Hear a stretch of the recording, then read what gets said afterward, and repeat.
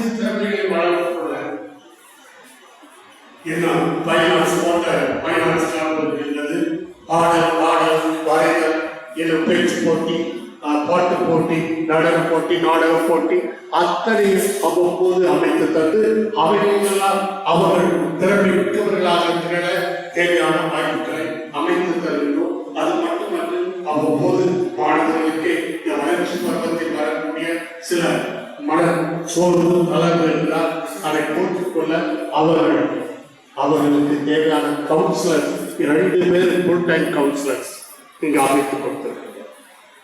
ஒருத்தர் டாக்டர் பாலையா அந்த கவுன்சிலிங்லே வழிநடத்திலே அவர் டாக்டர் பட்டம் பெற்றவர். இன்னொருவர் ஒரு லேடியும் அந்த கவுன்சிலராக இருக்கிறார். 2 பேர் முழு நேர கவுன்சிலர்களாக அமைத்துக் கொடுத்திருக்கிறார்.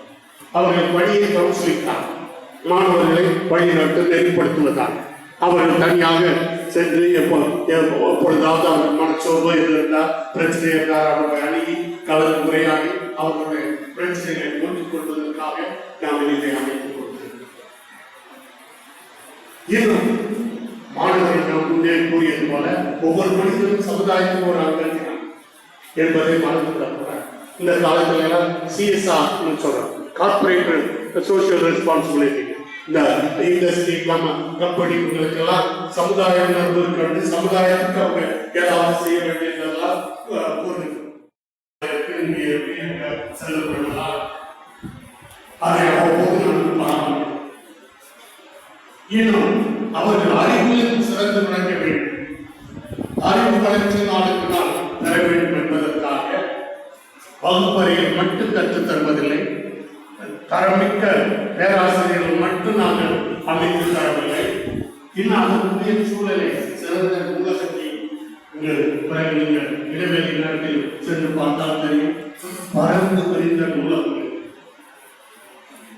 அவர்களுக்கு தேவையான அனைத்து நூல்களும் அவ்வப்போது வாங்கிக் கொண்டு தான் இருக்கின்றோம். அவர்களுடைய தேவைகளை நிறைவு செய்வதற்காக அத்தனை ஆவணங்களும் சேர்த்துக் கொள்ளுங்கள்.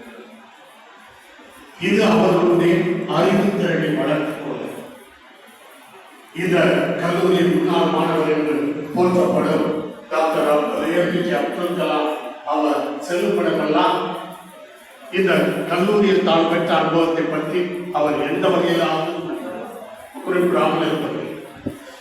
அதை குறிப்பிடும் போதெல்லாம் அவர் கூறுவது, நான் அந்த கல்லூரி வளநாடு கல்லூரி அமைந்திருக்கும் நூலகத்தை நான் சிறப்பாக பயன்படுத்துகிறேன்.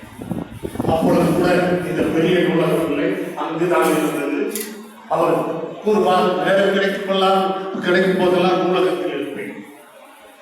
அருமையான நூலகம், என் அறிவை பெருக்கிக் கொள்ள உதவிய நூலகம் என்றெல்லாம் போன்றார். அத்தகைய நூலகத்தில் அமைத்துக் கொடுத்திருக்கிறோம். அறிவு லட்சமாகிய கைது செய்தார், லஞ்சம் கொடுத்து விடுதலை செய்தார். லஞ்சம் வாங்கினு அதனால கைது செஞ்சாங்க. பிறகு எப்படி விடுதலை? லஞ்சம் கொடுத்து விடுதலை செய்யும். இந்த நிலை தான் நடந்திருக்கு. இது நமக்கு எல்லாம் கண்கூடா பார்க்கிறோம். அதே சமயத்திலும் லஞ்சம் ஒரு மாதிரி சலிச்சு பிடிச்சு அதை ஏற்றுக்கொள்ள பார்க்கிறோம். அது சரியல்ல. இது கழிய வேண்டிய ஒரு தீங்கு, பெரிய தீமை நம் சமுதாயத்தில் என்பதை இந்த மாணவர்கள் இந்த இளம் பருவத்தில் உணர்ந்து